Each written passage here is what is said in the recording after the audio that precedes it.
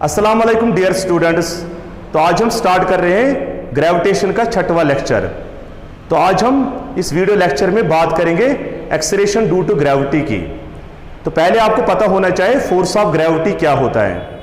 तो force of gravity वो force होता है जिससे एक प्लेनेट किसी बॉडी को अपनी सेंटर की तरफ अट्रैक्ट करती है। A force with which a planet attracts a body towards its center is known as force of gravity। और इसी फोर्स ऑफ ग्रेविटी की वजह से उस बॉडी में एक एक्सेलरेशन प्रोड्यूस होती है। उस एक्सेलरेशन को हम एक्सेलरेशन ड्यू टू ग्रेविटी कहते हैं। तो पहले बात करते हैं फोर्स ऑफ ग्रेविटी की। तो फोर्स ऑफ ग्रेविटी मतलब वो फोर्स जिससे प्लेनेट किसी बॉडी को अपनी सेंटर की तरफ अट्रैक्ट करता है। तो क्या होता है force of gravity? A force with which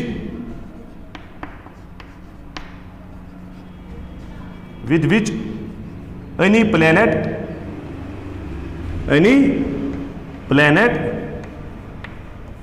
attracts a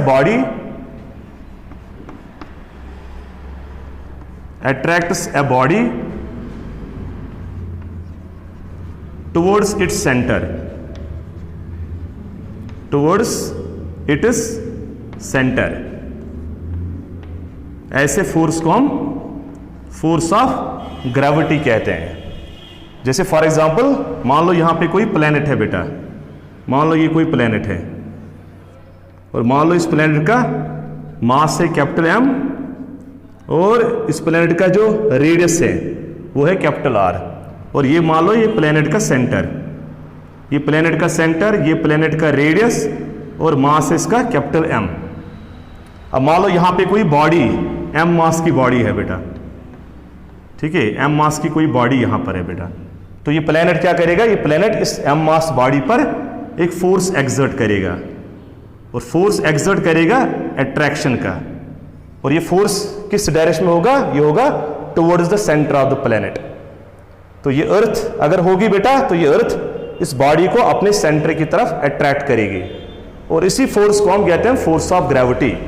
तो फोर्स ऑफ ग्रेविटी क्या है? Force by the planet on the body, मतलब जो फोर्स प्लेनेट बॉडी पर एक्सर्ट करता है अपने सेंटर की तरफ, उस फोर्स को फोर्स ऑफ ग्रेविटी कहते हैं बेटा।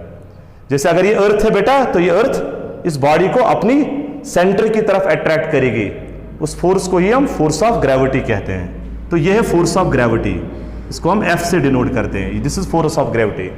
और इसी फोर्स ऑफ ग्रेविटी की वजह से इस बॉडी में एक्सेलरेशन प्रोड्यूस होगी, क्योंकि आपको पता है बेटा कि where there is force there is acceleration, है ना। तो force is an agency which produces acceleration. तो न्यूटन का सेकंड लॉ ये बेटा, Newton second law of motion क्या कहता है कि where there is a force there is acceleration. जहां पर फोर्स वहां पर एक्सेलरेशन, और जहां पर एक्सेलरेशन वहां पर जरूर फोर्स होगा। तो force is an agency which produces acceleration in a body. इसका मतलब अगर इस बॉडी पर फोर्स लग रहा है बेटा, कौन सा फोर्स लग रहा है? Force of gravity. और किस डायरेक्शन में लग रहा है force? Towards the centre of planet. तो इस फोर्स की वजह से इस बॉडी में एक एक्सेलरेशन प्रोड्यूस होगी, इस बॉडी में एक्सेलरेशन प्रोड्यूस होगी बेटा। क्या प्रोड्यूस होगी? एक्सेलरेशन। और ये एक्सेलरेशन किस डायरेक्शन में प्रोड्यूस होगी? Towards the centre of the planet. और इसी एक्सेलरेशन को हम एक्सेलरेशन ड्यू टू ग्रेविटी कहते हैं। और इसलिए स्मॉल a को हम कैसे लिखते हैं? इस स्मॉल a को हम स्मॉल g लिखते हैं बेटा। एक्सेलरेशन ड्यू टू ग्रेविटी को हम स्मॉल g से डिनोट करते हैं। तो एक्सेलरेशन ड्यू टू ग्रेविटी को हम स्मॉल g से डिनोट करते हैं, ठीक है। अब ये जो g है बेटा, एक्सेलरेशन ड्यू टू ग्रेविटी, क्या होता है एक्सेलरेशन ड्यू टू ग्रेविटी? तो हम लिखेंगे an acceleration produced in the body, an acceleration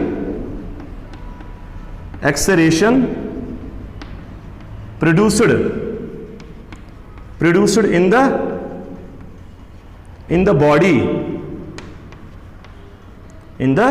body an acceleration produced in the body under the effect of किसके इफेक्ट से? Under the effect of gravity, under the effect of gravity gravity क्या मतलब क्या होता है बेटा? Gravity में मतलब फोर्स जिसे एक प्लेनेट किसी बॉडी को अपनी सेंटर की तरफ अट्रैक्ट करती है, उसे कहते हैं ग्रेविटी। तो क्या बोला मैंने? An acceleration produced in the body under the effect of gravity alone. तो सिर्फ ग्रेविटी की वजह से वो एक्सेलरेशन प्रोड्यूस होती है बेटा। तो अगर किसी बॉडी में एक्सेलरेशन प्रोड्यूस होती है सिर्फ किसकी वजह से? ग्रेविटी की इफेक्ट की वजह से, तब उस एक्सेलरेशन को हम एक्सेलरेशन ड्यू टू ग्रेविटी कहते हैं। अब एक्सेलरेशन ड्यू टू ग्रेविटी को हम स्मॉल g से डिनोट करते हैं। इट इज डिनोटेड बाय, ठीक है, it is denoted by small g। तो स्मॉल g क्या है बेटा? Acceleration due to gravity. अब इस स्मॉल g का जो वैल्यू होता है, स्मॉल g जो है ना बेटा, इसका यूनिट क्या होगा? पहले इसका यूनिट, इसके 2 यूनिट्स होते हैं बेटा। तो पहला इसका है मीटर पर सेकंड स्क्वायर। तो मीटर पर सेकंड स्क्वायर इसका SI यूनिट है, इसका SI यूनिट है बेटा। और इसका एक और यूनिट है बेटा, क्या है? CGS। तो CGS यूनिट है इसका सेंटीमीटर पर सेकंड स्क्वायर। सेंटीमीटर पर सेकंड स्क्वायर इसका CGS यूनिट है, और SI यूनिट है इसका मीटर पर सेकंड स्क्वायर। ये है इसका CGS यूनिट, ठीक है। तो 2 यूनिट्स होते हैं जी के, एक्सेलरेशन ड्यू टू ग्रेविटी के 2 यूनिट्स, एक है मीटर पर सेकंड स्क्वायर और दूसरा है सेंटीमीटर पर सेकंड स्क्वायर। और इसका जो डायमेंशनल फॉर्मूला है बेटा जी का डायमेंशनल फॉर्मूला हम यहां से लिख सकते हैं बेटा। मीटर का मतलब होता है L पावर 1, और यहाँ पे टाइम क्या है? यहाँ पे सेकंड स्क्वायर। तो यहाँ पे सेकंड स्क्वायर के बदले हम T पावर 2 लिख देंगे बेटा। तो L पावर 1 T पावर 2, तो इसको ऊपर ले जाएंगे तो आएगा L पावर 1 T पावर -2। तो ये क्या है बेटा? ये डायमेंशनल फॉर्मूला है किसका? जी का। ये जी का डायमेंशनल फॉर्मूला है, मतलब ये हमने लिख दिया जी का डायमेंशनल फॉर्मूला। तो जी का डायमेंशनल फॉर्मूला क्या है? L power 1 T power -2। Unit इसके 2 है बेटा, एक है SI में मीटर पर सेकंड स्क्वायर और दूसरा है सेंटीमीटर पर सेकंड स्क्वायर। और इस जी का वैल्यू कितना है बेटा? वैल्यू ऑफ जी है ना, कहां पर? On the surface of earth, on the surface of earth, on the surface of earth, surface of earth. तो अर्थ सरफेस पर जी का वैल्यू कितना होता है? तो याद रखना चाहे ये होता है 9.8 मीटर पर सेकंड स्क्वायर। तो जी का वैल्यू अर्थ सरफेस पर कितना है बेटा? 9 तो अगर प्लेनेट अर्थ है बेटा, तो अर्थ प्लेनेट पर जी का वैल्यू होता है कितना? 9.8 मीटर पर सेकंड स्क्वायर। ये इसका SI वैल्यू है बेटा, SI में इसका ये वैल्यू है। और इसका CGS में कितना वैल्यू होगा? तो CGS में इस जी का वैल्यू है 980 सेंटीमीटर पर सेकंड स्क्वायर। ये इसका CGS वैल्यू है बेटा। तो CGS value, centimetre gram second system में इसका वैल्यू है 980 सेंटीमीटर स्क्वायर, और SI में इसका वैल्यू है 9.8 मीटर पर सेकंड स्क्वायर। और आप इसको कन्वर्ट कर सकते हो बेटा। 9.8 मीटर पर सेकंड स्क्वायर को जब हम CGS में कन्वर्ट करेंगे बेटा, तो यह आएगा 980। तो अब इसको आसानी से भी कन्वर्ट कर सकते हो बेटा। तो क्या करना है? 9.8 मीटर पर सेकंड स्क्वायर, इसको मुझे किस में कन्वर्ट करना है? इसको कन्वर्ट करना है CGS में, सेंटीमीटर ग्राम सेकंड में। तो सेंटीमीटर ग्राम सेकंड में इसका वैल्यू कितना होगा? तो सेंटीमीटर ग्राम सेकंड में इसका वैल्यू अगर चाहे तो आपको मीटर को कन्वर्ट करना है सेंटीमीटर में।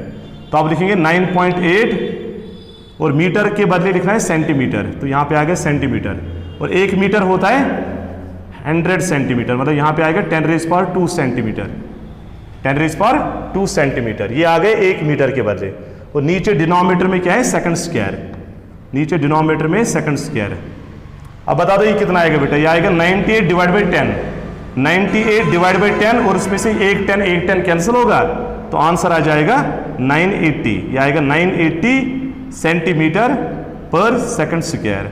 तो इस तरह से हम आराम से 9.8 मीटर पर सेकंड स्क्वायर को CGS में एक्सप्रेस कर सकते हैं। तो याद रखना चाहिए बेटा कि एक्सेलरेशन ड्यू टू ग्रेविटी के 2 यूनिट्स है बेटा, metre per second square SI में, और CGS में सेंटीमीटर पर सेकंड स्क्वायर। डायमेंशनल फार्मूला है L power 1 T power -2। Surface of अर्थ पर जी का वैल्यू कितना होता है? 9.8 metre per second square SI में, और CGS वैल्यू है जी का ऑन द सरफेस ऑफ अर्थ, वो है 980 सेंटीमीटर पर सेकंड स्क्वायर। अब हम डिस्कस करेंगे relation between small G and capital G. अब हम डिराइव करेंगे relation between small G and capital G. Small G है एक्सेलरेशन ड्यू टू ग्रेविटी और कैपिटल जी है universal gravitational constant. Small G और कैपिटल जी के बीच में हम एक रिलेशन एस्टेब्लिश करेंगे। उसके लिए मैंने एक प्लेनेट सपोज किया बेटा। मान लो यहाँ पे कोई प्लेनेट है और मान लो इस प्लेनेट का मास है कैपिटल एम और इस प्लेनेट का रेडियस है कैपिटल आर, और मान लो ये प्लेनेट का सेंटर और ये है प्लेनेट का रेडियस, ठीक है। और यहां पर इस प्लेनेट के सरफेस पर हमने एक स्फेरिकल बॉडी रखी।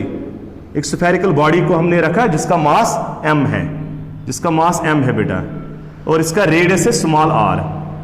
स्फेरिकल बॉडी का रेडियस है स्मॉल r और मास इसका m है, और मैंने इसको किस पर रखा, किसी प्लेनेट के सरफेस पर रखा। अब मान लो ये प्लेनेट यहां पे अर्थ है बेटा, तो अगर ये अर्थ है तो फिर m क्या होगा, m होगा मास ऑफ अर्थ, और ये r क्या है बेटा, ये है रेडियस ऑफ अर्थ। और इस अर्थ के सरफेस पर हमने एक स्मॉल स्फेरिकल बॉडी m मास की रखी है ना। तो इसके सरफेस पे में हमने एक छोटा सा स्फेरिकल बॉडी रखा जिसका मास स्मॉल m है बेटा, और रेडियस इसका स्मॉल r है। अब हमें बताना है बेटा value of g, acceleration due to gravity का वैल्यू कितना होगा ऑन द सरफेस। एक्चुअली हमें रिलेशन फाइंड करने हैं स्मॉल जी और कैपिटल जी के बीच में। अब ये जो प्लेनेट है बेटा, ये प्लेनेट इस स्फेरिकल बॉडी को अपने सेंटर की तरफ अट्रैक्ट करेगा, अपने सेंटर की तरफ अट्रैक्ट करेगा। मतलब ये अर्थ इस स्फेरिकल बॉडी को जो इसके सरफेस पर रखी है, इसको अपने सेंटर की तरफ एक फोर्स से अट्रैक्ट करेगी, और उस फोर्स को हम बोलते हैं ग्रेविटेशनल फोर्स। और हम इस ग्रेविटेशनल फोर्स को कैसे कैलकुलेट करते हैं, from Newton's universal law of gravitation. तो हम लिखेंगे from Newton's universal law of gravitation, law of gravitation. तो क्या है न्यूटन का लॉ, तो न्यूटन हमें कैलकुलेट करके देता है फोर्स बिटवीन टू बॉडीज। अब यहां पे प्लेनेट और इस बॉडी के बीच में कितना फोर्स होगा, तो वो फोर्स हम लिख सकते हैं capital F is equal to capital G, है ना। उसके बाद आएगा मास ऑफ प्लेनेट, मतलब मास ऑफ अर्थ। प्लेनेट यहां पर अर्थ है बेटा, mass of earth into mass of this body.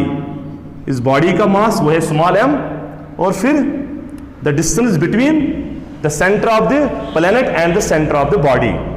तो सेंटर ऑफ प्लेनेट और सेंटर ऑफ बॉडी के बीच में कितना डिस्टेंस है बेटा, तो सेंटर ऑफ प्लेनेट और सेंटर ऑफ बॉडी के बीच में डिस्टेंस है capital R plus small r। तो यहां पे आएगा capital R plus small r, और इसका करना है स्क्वायर। तो ये मैंने लगाया कौन सा लॉ, न्यूटन का यूनिवर्सल ग्रेविटेशन लॉ। तो this is the force with which this planet surface attracts this body of mass m towards its centre. तो ये बॉडी जो है बेटा, ये प्लेनेट जो है, इस बॉडी को किस फोर्स से अट्रैक्ट करेगी, तो ये इसको सेंटर की तरफ अपने एक फोर्स से अट्रैक्ट करेगी। वो फोर्स होगा GMM divide by capital R plus small r का होल स्क्वायर। अब हम सपोज कर रहे हैं बेटा कि स्फेरिकल बॉडी का जो रेडियस है वो इस प्लेनेट के रेडियस के कंपैरिजन में नेग्लिजिबल है। मतलब हम लिखेंगे as small r is less than capital R, है ना। तो what does mean, it means radius of planet is very large as compare to the radius of the spherical body.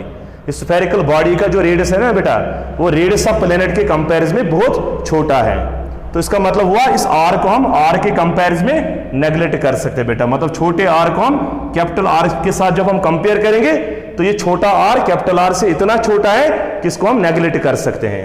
तो फिर f को हम क्या लिख सकते हैं, तो f को हम लिख सकते हैं शाबाश G into capital M into small m, और यहां आएगा divided by capital R square, क्योंकि इस r को हमने नेग्लेक्ट किया बेटा। तो यहां पे आएगा सीधे कैपिटल R स्क्वायर। तो ये है gravitational force between the planet and this spherical body of mass m। तो इसको हम इक्वेशन 1 सपोज करेंगे बेटा। मान लो ये इक्वेशन 1 है ना। अब हम क्या करेंगे, अब हम यूज करेंगे न्यूटन का सेकंड लॉ ऑफ मोशन। तो न्यूटन का सेकंड लॉ ऑफ मोशन ये कहता है कि इस फोर्स की वजह से, इस फोर्स ऑफ ग्रेविटी की वजह से इस बॉडी, इस m मास बॉडी में एक एक्सीलरेशन प्रोड्यूस होगी। उस एक्सीलरेशन को हम एक्सीलरेशन ड्यू टू ग्रेविटी कहते हैं बेटा, G। मतलब इसमें G प्रोड्यूस होगा। अब G किसकी वजह से प्रोड्यूस होगा बेटा, G प्रोड्यूस होगा इस फोर्स की वजह से, इस फोर्स ऑफ ग्रेविटी की वजह से। और वो फोर्स ऑफ ग्रेविटी किसके बराबर है? Capital G mass of planet, mass of body divide by distance between the centre of the planet and the centre of the body, है ना, वो हमने आर सपोज किया है। अब हम लिखेंगे from Newton's second law of motion, तो हम लिखेंगे फ्रॉम न्यूटन्स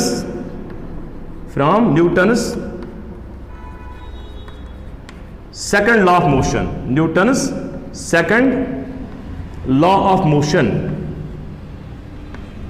तो न्यूटन का सेकंड लॉ क्या कहता है बेटा?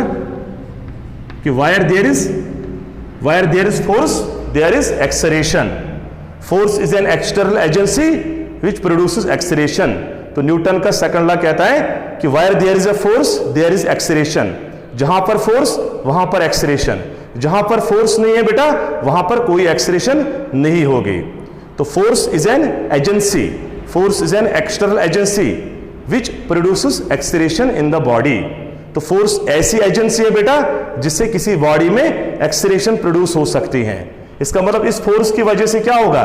इस फोर्स की वजह से, इस फोर्स ऑफ ग्रेविटी की वजह से इस बॉडी एम में जो एक्सेलरेशन प्रोड्यूस होगी बेटा उसी को कहते हैं एक्सेलरेशन ड्यू टू ग्रेविटी।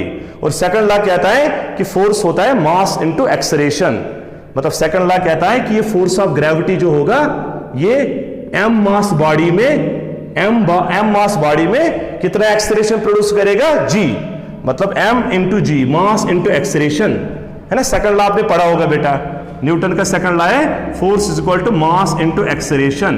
तो मास ऑफ बॉडी है एम और एक्सेलरेशन कितना प्रोड्यूस किया यहां पर फोर्स ऑफ ग्रेविटी ने? जी, तो एम इंटू जी होगा फोर्स के बराबर बेटा। तो ये भी फोर्स ऑफ ग्रेविटी है, ये भी फोर्स ऑफ ग्रेविटी है बेटा। ये फोर्स ऑफ ग्रेविटी हमने कैलकुलेट किया है न्यूटन के यूनिवर्सल लॉ ऑफ ग्रेविटेशन से, और इस फोर्स को हमने कैलकुलेट किया है Newton second law of motion से। अब हम इन दोनों को कंपेयर करेंगे बेटा, comparing equation first and second. तो फर्स्ट और सेकंड को जब हम कंपेयर करेंगे बेटा तो क्या मिलेगा? तो comparing equation 1 and 2 we get, तो यहां पे हम करते हैं इसका कंपैरिजन। तो क्या लिखेंगे हम? कंपेयरिंग इक्वेशन 1 एंड 2, इक्वेशन 1 और इक्वेशन 2 को हमें कंपेयर करना है। इक्वेशन 1 हमने लिखा है यूनिवर्सल ग्रेविटेशन लॉ से, इक्वेशन 2 हमने लिखा है न्यूटन के सेकंड लॉ ऑफ मोशन से। अब इनको हम कंपेयर करेंगे बेटा, तो लेफ्ट हैंड साइड तो बराबर है बेटा, तो जब इनके राइट हैंड साइड को इक्वेट करेंगे तो ये m और ये m ये क्या होगा? ये कैंसिल हो जाएगा बेटा, है ना, ये कैंसिल हो जाएगा। इस इक्वेशन सेकंड ये है, सॉरी ये फर्स्ट और ये सेकंड है, तो क्या होगा? ये m और ये m कैंसिल हो जाएगा, इससे कुछ नहीं करना है। तो ये m और ये m, देखो ये f और ये f, तो ये m और ये m कैंसिल हो जाएगा बेटा। तो क्या बचा? तो यहां g बच जाएगा। तो g किसके बराबर आएगा? तो g आएगा g capital M mass of planet divide by capital R radius of planet का स्क्वायर। तो ये आ गया g का फॉर्मूला बेटा, और यही है relation between small g and capital G। मैंने बोला था ना what is the relation between small g and capital G? तो relation between small g and capital G is g is equal to gm divide by r square. तो अगर हम अर्थ के लिए इसको लिखेंगे बेटा, तो मान लो अगर ये अर्थ है बेटा, अगर इसको हम, इस प्लेनेट को हम अर्थ सपोज करेंगे, तो फिर हमें लेना है यहाँ पे मास ऑफ अर्थ, और इसको लेना है आर को लेना है रेडियस ऑफ अर्थ। तो फिर हम लिखेंगे फॉर अर्थ, फॉर अर्थ, अर्थ के लिए क्या होगा बेटा?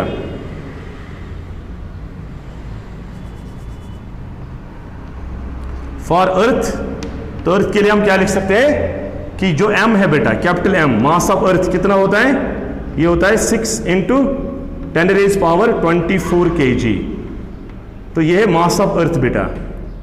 और रेडियस ऑफ अर्थ कितना है? तो रेडियस ऑफ अर्थ भी आपको याद रखना चाहिए बेटा, ये होता है 6400 किलोमीटर, है ना, और किलोमीटर को बनाना है मीटर, तो यह आएगा फिर 6400 इंटू 10⁻³ मीटर। किलोमीटर को मैंने किस में कन्वर्ट कर दिया? मीटर में। और फिर g क्या है? Universal gravitational constant. तो g का वैल्यू कितना है बेटा? वो है 6.67 इंटू 10⁻11 और इसका जो है यूनिट वो है न्यूटन मीटर स्क्वायर पर केजी स्क्वायर, है ना, न्यूटन मीटर स्क्वायर पर केजी स्क्वायर। ये है जी का वैल्यू, ये आर है, ये एम है बेटा। तो अगर मैं इन तीनों वैल्यूज को इसमें सब्स्टिट्यूट कर दूं यहां पर, तो value of ji on the surface of earth कितना होता है, तो ये आएगा value of ji on the surface of earth will be equal to approximately आएगा बेटा। इसको अगर हम यहां पे पुट करेंगे ना इन सभी वैल्यूज को, रेडियस का वैल्यू हम ये लेंगे, मास का वैल्यू ये लेंगे और जी का वैल्यू हम 6.67 इंटू 10⁻11, तो उसको सॉल्व करने पे हमें जो जी का वैल्यू मिलेगा बेटा वो मिलता है 9.8 मीटर पर सेकंड स्क्वायर। तो ये है बेटा जी का वैल्यू। और सीजीएस में ये कितना आएगा, तो सीजीएस में ये इसका वैल्यू आएगा 980 सेंटीमीटर पर सेकंड स्क्वायर। तो ये आपके लिए होमवर्क है बेटा, ये एम आर और जी का वैल्यू इसमें पुट करो और फिर जी का वैल्यू फाइंड करो बेटा, किस पर, on the surface of earth. तो value of ji on the surface of earth is how much, 9.8 metre per second square और यहाँ 98 सेंटीमीटर पर सेकंड स्क्वायर। तो इसी फार्मूला से ही जी का वैल्यू निकलता है बेटा। अब हम डिस्कस करेंगे variation of G with altitude, उसके बाद हम डिस्कस करेंगे variation of G with depth, उसके बाद हम डिस्कस करेंगे variation of G due to the daily motion of the earth, और आखिर में हम बात करेंगे variation of G due to the shape of the earth. Actually G जो है बेटा ये हमेशा वैरी करता है, ये ऑल्टीट्यूड के साथ वैरी करता है, it varies with altitude, it varies with depth. तो जब हम अर्थ के नीचे चले जाएंगे बेटा तो जी में चेंज आएगा बेटा, वो वैरी करेगा। अर्थ से ऊपर जाएंगे तब भी जी वैरी करेगा, और डेली मोशन ऑफ अर्थ की वजह से भी जी में वेरिएशन आता है, और जी में वेरिएशन आता है due to the shape of the earth. इन सभी पैरामीटर्स को हम एक एक करके डिस्कस करेंगे। तो पहले हम डिस्कस करेंगे कि how the value of G varies with altitude, मतलब variation of G with altitude, altitude के साथ जी का किस तरह से वेरिएशन होता है। इसके लिए हम सपोज कर रहे हैं, मान लो यहां पे कोई प्लेनेट है, मान लो ये कोई प्लेनेट, और इस प्लेनेट का मास मान लो कितना है बेटा, इस प्लेनेट का मास है कैपिटल एम, मास इसका कैपिटल एम है। ये प्लेनेट मैंने यहां पे बनाया बेटा, ठीक है, ये कोई प्लेनेट है, तो ये अर्थ भी हो सकती है। अब मास का कितना है कैपिटल एम, और मान लो इस प्लेनेट का सेंटर यहां पर है और इसका रेडियस है कैपिटल आर है रेडियस ऑफ प्लेनेट। ये प्लेनेट मैंने सपोज किया, हो सकता है ये अर्थ होगा। अब इस प्लेनेट के सरफेस से हमने किसी बॉडी को h हाइट तक रेज किया, ये मान लो कोई बॉडी m, इसका मास है मैंने m रखा है बेटा, और इसको मैंने प्लेनेट सरफेस से कितने ऑल्टीट्यूड पर रखा, इसको मैंने h ऑल्टीट्यूड पर रखा। तो यह है ऑल्टीट्यूड किसका, इस बॉडी का from the surface of planet, h altitude पर मैंने इस बॉडी को रखा बेटा, ठीक है। तो अब जब ये बॉडी इस प्लेनेट के सरफेस पर होगी, जब पहले कहां पे थी बेटा, पहले ये बॉडी इस प्लेनेट के सरफेस पर थी, है ना, उसके बाद मैंने इसको h ऑल्टीट्यूड से यहां पर इसको ले गए, है ना, कितनी ऑल्टीट्यूड से मैंने इसको रेज किया, h ऑल्टीट्यूड से रेज किया, इसको एसेंड किया बेटा, यहां से इसको एसेंड करके कहां तक ले गए, इसको ले गए हम h ऑल्टीट्यूड तक। अब हमें बताना है बेटा कि यहां पे g का वैल्यू कितना होगा, तो हमें देखना है कि जब h बदलेगा बेटा, तो इस h की वेरिएशन से g का वैल्यू किस तरह से वेरी करता है, ये हमें पता करना है बेटा। अब जब ये बॉडी इस प्लेनेट के सरफेस पर होगी तो एक्सीलरेशन ड्यू टू ग्रेविटी का वैल्यू कितना होगा, g। तो व्हाट इज g, ये है acceleration due to gravity on the surface of planet. तो हम लिखेंगे at the surface of planet, at the surface of planet, at the surface of planet,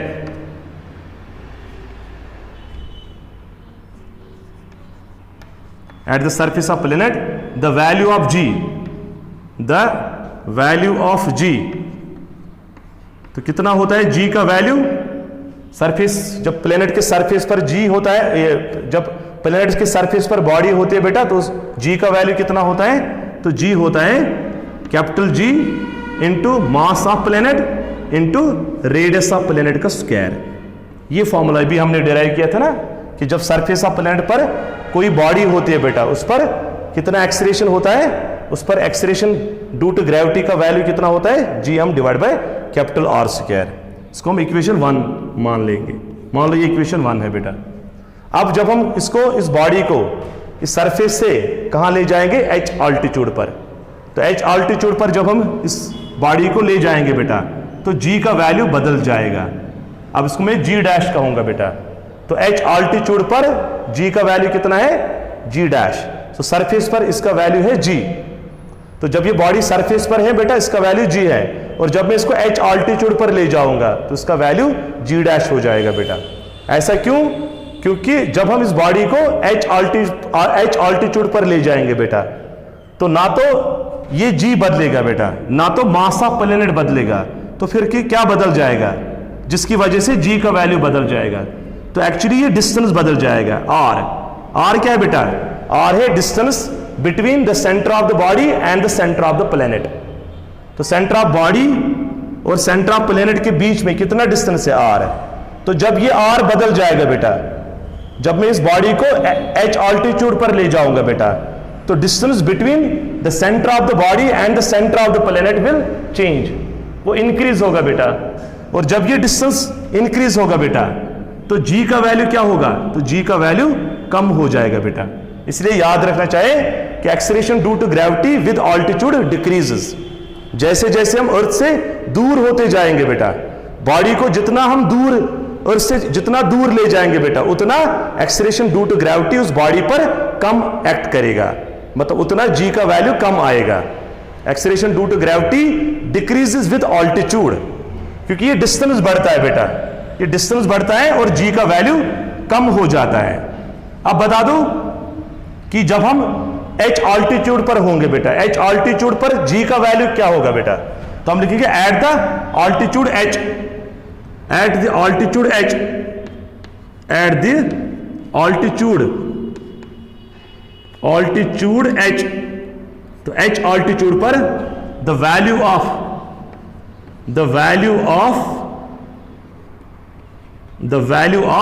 acceleration due to gravity, the value of acceleration due to gravity, acceleration due to gravity, due to gravity, तो कितना होगा acceleration due to gravity, तो acceleration due to gravity h altitude पर कितना है बेटा, g dash. तो हम लिखेंगे g डैश। तो कितना होगा ये g डैश, शाबाश। तो g डैश होगा g, capital G, mass of planet, ये तो वही रहेगा, ना तो g में चेंज आएगा, ना तो कैपिटल G में चेंज आएगा, ना स्मॉल ये कैपिटल M में चेंज आएगा बेटा। तो चेंज किस में आ गया बेटा, तो चेंज आ गया इस डिस्टेंस में बेटा। अब कितना डिस्टेंस है बेटा, जब हम इसको ऑल्टीट्यूड h पर रखेंगे इस बॉडी को, तो जब हम इसको ऑल्टीट्यूड h पर रखेंगे बेटा तो इनके सेंटर्स के बीच का डिस्टेंस कितना होगा, capital R plus h, capital R plus small h, है ना। तो यहां पे लिखना है capital R plus small h का होल स्क्वायर, ये आएगा बेटा। तो ये वैल्यू आएगा यहां पर, है ना, कहां पर, ऑल्टीट्यूड h पर। तो ऑल्टीट्यूड h पर g डैश कितना होगा, gm divide by r plus h का होल स्क्वायर। और ये g डैश इस g से कम होगा, क्योंकि आपको पता है कि ऑल्टीट्यूड से क्या होता है, ऑल्टीट्यूड जितना ज्यादा होगा वैल्यू ऑफ g हमें उतना कम मिलेगा। तो इसको हम इक्वेशन सेकंड सपोज करेंगे बेटा। मान लो ये इक्वेशन सेकंड है। अब क्या करते हैं, अब इक्वेशन फर्स्ट और इक्वेशन सेकंड को डिवाइड करते हैं, क्योंकि हमें इन दोनों को कंपेयर करना है बेटा। किसको, g at altitude and g at surface. ये g सरफेस पर, ये सरफेस पर g का वैल्यू है और ये ऑल्टीट्यूड h पर g का वैल्यू है। अब इनको हम कंपेयर करना चाहते हैं बेटा, तो हम लिखेंगे डिवाइडिंग, यहां पे लिखेंगे डिवाइडिंग इक्वेशन 1। इक्वेशन 1 को हम डिवाइड करेंगे बाय इक्वेशन 2। 1 को 2 से डिवाइड करेंगे तो क्या मिलेगा, तो g divide by g dash. तो अगर आप g divide by g dash करेंगे बेटा, है ना, तो क्या मिलेगा आपको, तो g divide by g dash. तो अगर आप g divide by g dash करेंगे तो gm and gm will get cancel. तो r प्लस h का होल स्क्वायर न्यूमरेटर में आ जाएगा, r प्लस h का होल स्क्वायर न्यूमरेटर में आ जाएगा और डिनोमिनेटर में होगा r स्क्वायर, डिनोमिनेटर में r स्क्वायर बेटा। अब अगर मैं इस r को इस इसके अंदर लूंगा बेटा, इस r को अंदर लेते हैं बेटा, और फिर r और r कैंसिल होगा तो यहाँ 1 बच जाएगा, 1 प्लस h बाय r, मतलब ये हम ऐसे भी लिख सकते हैं बेटा, g upon g dash, g upon g dash इसके बराबर आएगा, वो आएगा 1 plus h divide by r, h divide by r का होल स्क्वायर, ऐसा आएगा। अब मुझे g डैश चाहिए बेटा, ऑल्टीट्यूड पर g का वैल्यू कितना है, तो ऑल्टीट्यूड पर g का वैल्यू कितना होगा, तो g डैश होगा g divide by 1 plus h divide by r, h divide by r का होल स्क्वायर, तो यहां पे होल स्क्वायर आएगा बेटा। और ये है बेटा ऑल्टीट्यूड h पर g का वैल्यू, तो यही हमें चाहिए था बेटा। This is the required formula, this is the required expression, है ना। ये ऑल्टीट्यूड h पर g का वैल्यू कितना होता है, तो ऑल्टीट्यूड h पर g का वैल्यू कितना होता है, वो होता है g at surface divide by 1 plus h by r whole square. तो एक्चुअली ये जो फॉर्मूला मुझे मिला बेटा, ये फॉर्मूला हमें क्या बता रहा है, ये बता रहा है acceleration due to gravity surface value of g से कितना कम हो जाता है, इतने टाइम्स वो कम हो जाता है बेटा, 1 divide by 1 plus h by r का होल स्क्वायर है, इतने टाइम्स वो कम हो जाएगा g का वैल्यू, किससे, then at the value of g at the surface. So surface value g से वो इतने टाइम्स वो कम हो जाएगा बेटा। इसका मतलब जितना जितना ऑल्टीट्यूड ज्यादा होगा बेटा, ऑल्टीट्यूड जितना ज्यादा होगा g का वैल्यू उतना कम आएगा बेटा। और इस फार्मूला को हम एग्जैक्ट फार्मूला कहते हैं बेटा, this is known as exact formula, this is known as exact formula of g, exact formula of g, ठीक है, इसको कहते हैं एग्जैक्ट फार्मूला ऑफ g। ये g का exact formula, acceleration due to gravity का जो एग्जैक्ट फार्मूला है वो ये है बेटा। अब हम इसका एक और फार्मूला डिराइव करेंगे, उसको कहते हैं अप्रोक्सीमेट फार्मूला, तो वो उसको मैं यहां पे डिराइव करता हूं। अब हम करेंगे इसका exact formula, sorry approximate formula derive. अब हम डिराइव करेंगे जी का approximate formula, approximate formula, approximate formula, formula of किसका, जी का, ये हम फाइंड करेंगे बेटा। तो इसके लिए हम कौन सा अप्रोक्सीमेशन लगाएंगे, तो हम अप्रोक्सीमेशन लगाएंगे ये कि एज इफ, ऐसे लिखेंगे बेटा, इफ h इज, अगर वो ऑल्टीट्यूड h होगा लेस देन r, तो मैंने क्या अप्रोक्सीमेशन लगाया बेटा, तो मैंने अप्रोक्सीमेशन ये लगाया कि जो ऑल्टीट्यूड h जो है बेटा, ये इस प्लेनेट के रेडियस के कंपैरिजन में बहुत ही स्मॉल है। अगर ये प्लेनेट अर्थ है बेटा, तो अर्थ के रेडियस के कंपैरिजन में मान लो ऑल्टीट्यूड बहुत स्मॉल है, ये अप्रोक्सीमेशन हम लगाएंगे बेटा। क्या अप्रोक्सीमेशन हमने लगाया कि ऑल्टीट्यूड उस बॉडी का है बहुत कम, किससे, रेडियस ऑफ प्लेनेट से। तो अगर h रेडियस ऑफ प्लेनेट से बहुत कम है बेटा, तो फिर हम g डैश को क्या लिख सकते हैं बेटा, यहां पर तो हम लिख सकते हैं g dash is equal to g into, अब ये जो है ना 1 plus h divide by r का होल स्क्वायर, इसको हम न्यूमरेटर में शिफ्ट करेंगे, तो ये आएगा 1 plus h divide by r whole raised power -2। मैंने इसको, इस डिनोमिनेटर को मैंने न्यूमरेटर में शिफ्ट किया बेटा। अब यहां पे जो है ना बेटा, यहां पे ये जो h बाय r है, ये h बाय r क्या है बेटा, ये इस 1 से बहुत छोटा है, because h is less then r, which implies, मतलब क्या हो, इसका मतलब हुआ कि h बाय r जो है इट इज लेस देन 1, है ना। और जब हम इसको बाइनोमियल फॉर्म से एक्सपेंड करेंगे बेटा, 1 plus h by r whole raised power -2 को हम एक्सपेंड कर सकते हैं बाइनोमियल थ्योरम से। तो इसको एक्सपेंड जब हम करेंगे तो इसमें दो ही टर्म्स होंगे बाइनोमियल एक्सपेंशन के, क्योंकि बाइनोमियल एक्सपेंशन में दो ही टर्म्स रह जाते हैं जब बाइनोमियल एक्सपेंशन में एक टर्म दूसरे से बहुत छोटी होती है बेटा।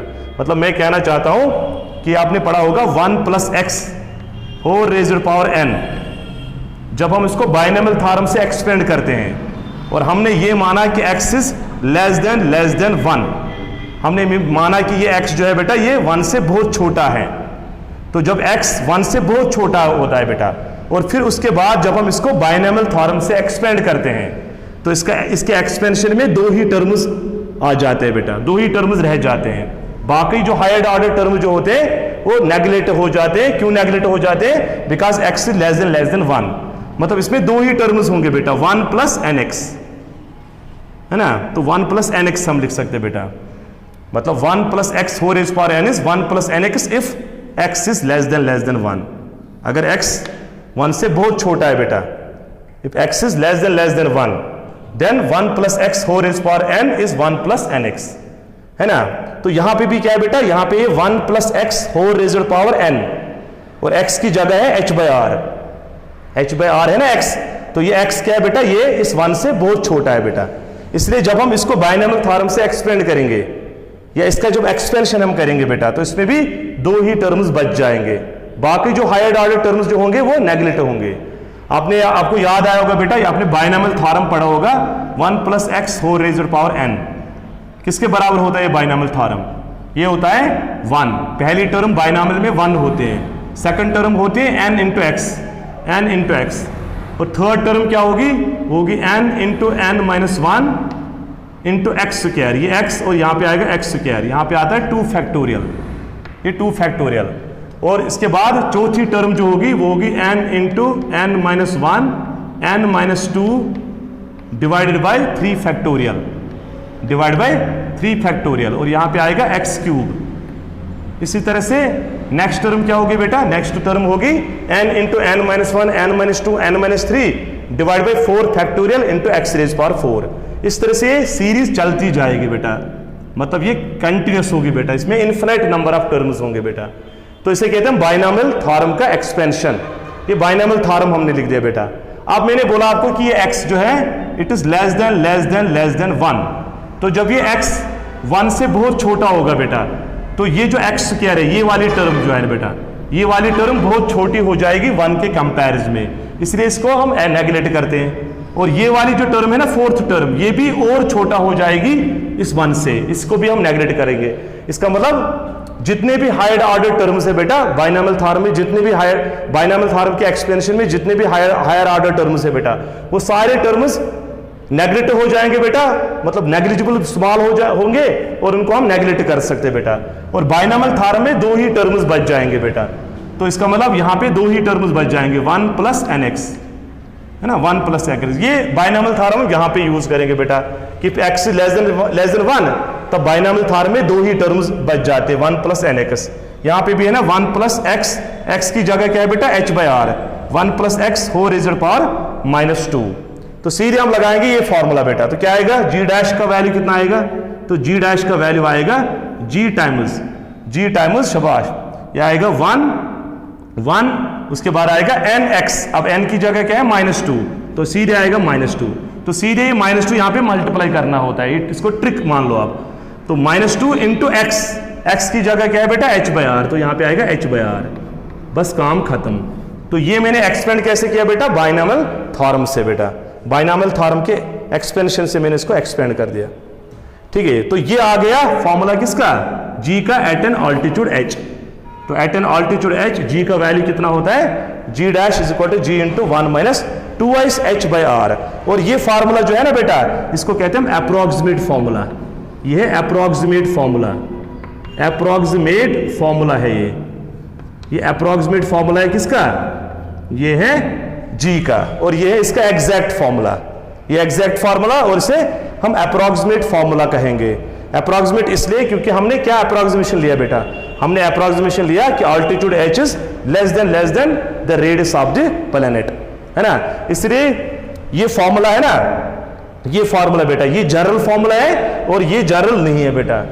तो कई सारे बच्चे इस फार्मूला को हमेशा के लिए याद करते हैं, और जब भी acceleration due to gravity with altitude पर कोई न्यूमेरिकल आता है तो वो फटक से इस फार्मूला को यूज करके उस न्यूमेरिकल को सॉल्व करने की कोशिश करते हैं, बट वो गलत करते हैं बेटा। मतलब क्यों गलत करते हैं, क्योंकि ये फार्मूला तभी वैलिड है बेटा, this approximate formula is valid only जब क्या होगा बेटा, जब हाइट ऑल्टीट्यूड होगा less than radius of planet. तो रेडियस ऑफ प्लैनेट से जब ऑल्टीट्यूड बहुत कम होगा बेटा, तब हम इस अप्रोक्सीमेट फॉर्मूला का यूज कर सकते हैं बेटा। और इसका तो यूज हम कहीं भी कर सकते हैं बेटा, मतलब इसका यूज हम करते हैं तब जब हाइट होगी कंपेरेबल, जब हाइट होगी कंपेरेबल, मतलब ऑल्टीट्यूड होगा comparable to the radius of earth या रेडियस ऑफ प्लेनेट।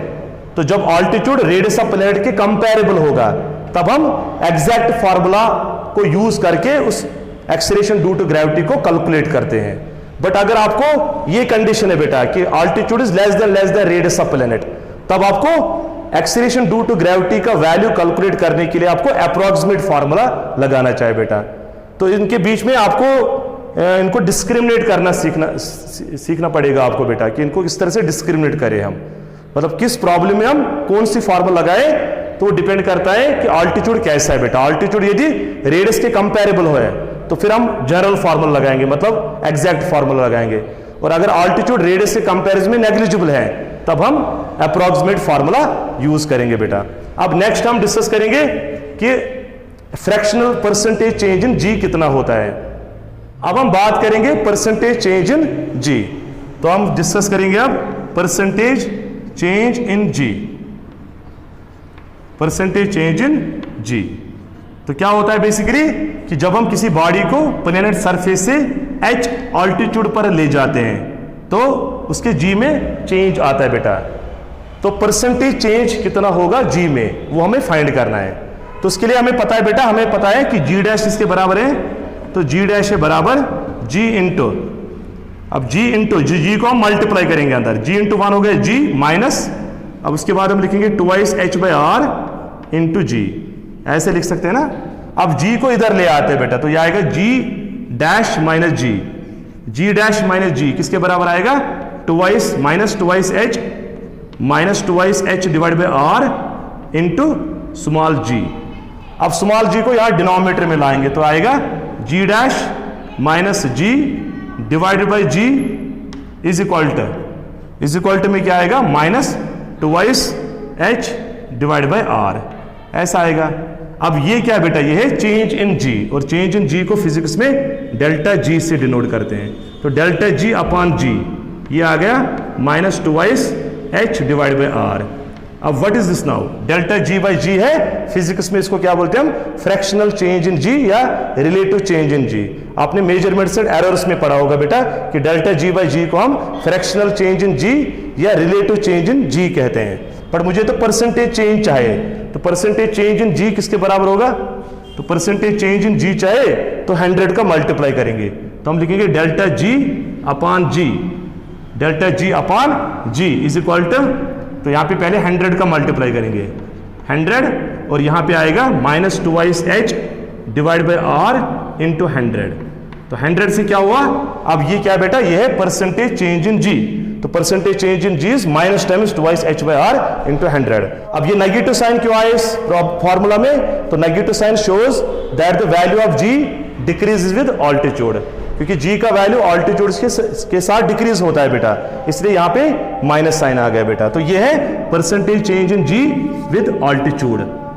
तो ये ऑल्टीट्यूड के साथ जी में जो चेंज आएगा परसेंटेज में बेटा, वो होता है minus 2h by r into 100। और यहां से भी पता चलता है बेटा कि जब हम यहां पे अगर हम देखेंगे बेटा कि जब हम h को बढ़ाएंगे, ऑल्टीट्यूड को बढ़ाएंगे, तो h को बढ़ाने पर क्या होगा, ये बढ़ जाएगी, ये टर्म बढ़ जाएगी, और ये टर्म बढ़ जाएगी तो क्या होगा, ये डिफरेंस कम हो जाएगा, और डिफरेंस कम होने से जी का वैल्यू कम हो जाएगा। इसका मतलब यहां से भी हमें पता चल रहा है कि acceleration due to gravity decreases with altitude. तो इस तरह से हमने इस टॉपिक को आज खत्म कर दिया है। आई होप कि आपको ये टॉपिक अच्छी तरह से समझ आया होगा। तो मिलते हैं नेक्स्ट वीडियो लेक्चर में। वेरी थैंक्स, अल्लाह हाफिज।